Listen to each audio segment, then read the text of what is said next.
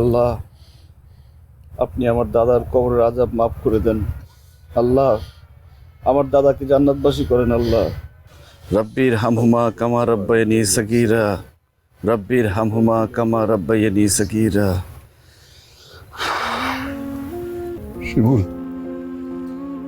ঈদের দিন আমি আমার আব্বার সঙ্গে দাদার কবর জিয়ারত করতে আসতাম। আজকে আব্বা নাই,